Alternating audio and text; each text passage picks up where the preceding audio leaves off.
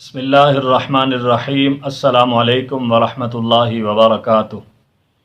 احباب وقار، آپ حضرات کے سامنے عید کی نماز کا طریقہ پیش کرنے جا رہا ہوں۔ دعا ہے اللہ تبارک و تعالی مجھے صحیح معنوں میں عید کی نماز کا طریقہ بیان کرنے کی توفیق عطا فرمائے، آمین۔ احباب وقار، آپ سے گزارش کرتا ہوں کہ اس ویڈیو کو ضرور مکمل دیکھنا تاکہ آپ کو عید کی نماز کا طریقہ یاد ہو جائے۔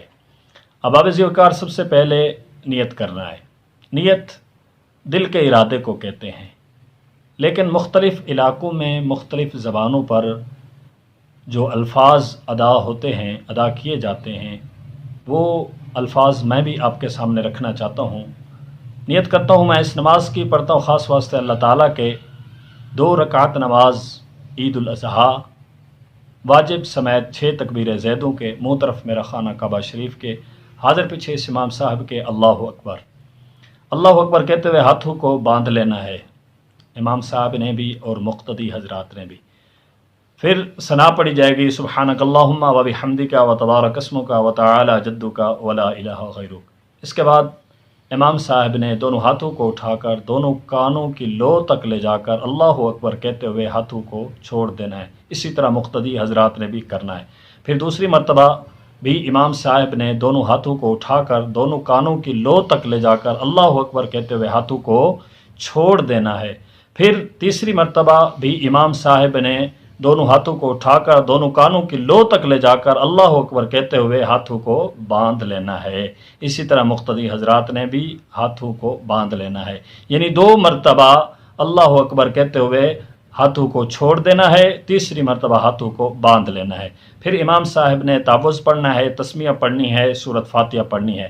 پھر سورت فاتحہ کے بعد امام صاحب نے ایک اور سورت پڑھنی ہے، سورت ملانی ہے۔ اس کے بعد امام صاحب نے رکوع کرنا ہے، مقتدی حضرات نے بھی رکوع کرنا ہے، امام صاحب نے بھی سجود کرنے ہیں، 2 سجدے کرنے ہیں، اور مقتدی حضرات نے بھی 2 سجدے کرنے ہیں۔ یہ پہلی رکعت مکمل ہو جائے گی۔ پھر اللہ اکبر کہتے ہوئے امام صاحب نے اور مقتدی حضرات نے دوسری رکعت کے لیے کھڑا ہونا ہے۔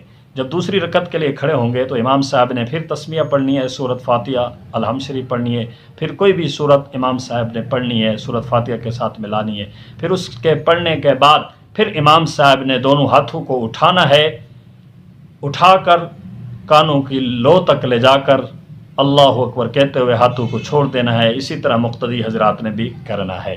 پھر دوسری مرتبہ بھی امام صاحب نے دونوں ہاتھوں کو اٹھا کر دونوں کانوں کی لو تک لے جا کر اللہ اکبر کہتے ہوئے ہاتھوں کو چھوڑ دینا ہے۔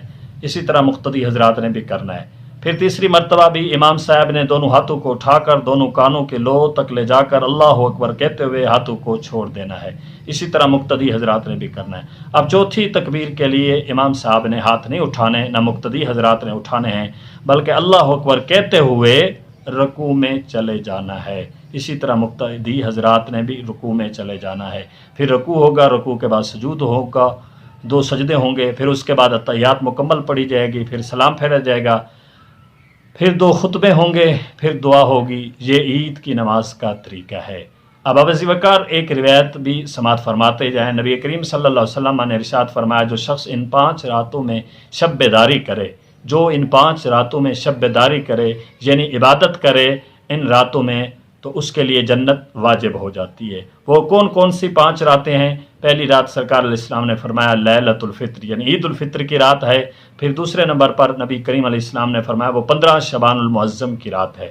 پھر سرکار علیہ السلام نے فرمایا 8ویں، 9ویں اور 10ویں ذوالحجہ کی راتیں ہیں، یعنی کہ 8ویں، 9ویں، 10ویں۔ آج رات 10ویں ذوالحجہ کی رات ہے، عید الاضحیٰ کی رات ہے۔ اس رات کو جاگنا چاہیے، عبادت کرنی چاہیے، اللہ کے حضور توبہ استغفار کرنا چاہیے، قرآن مجید کی تلاوت کرنی چاہیے، نوافل پڑھنے چاہیے، اللہ کا ذکر کرنا چاہیے، نبی علیہ السلام کے بارگاہ میں درود و سلام کا نذرانہ پیش کرنا چاہیے، اپنے لیے، اپنے آباء و اجداد کے لیے، آقا کریم علیہ السلام کی امت مرحومہ کے لیے بخشش و مغفرت کی دعا اور درجات کی بلندی کے لیے بھی دعا کرنی چاہیے۔ تو دوستو، دعا ہے اللہ تعالیٰ میری اس گفتگو کو اپنی بارگاہ عالیہ میں قبول و منظور فرمائے۔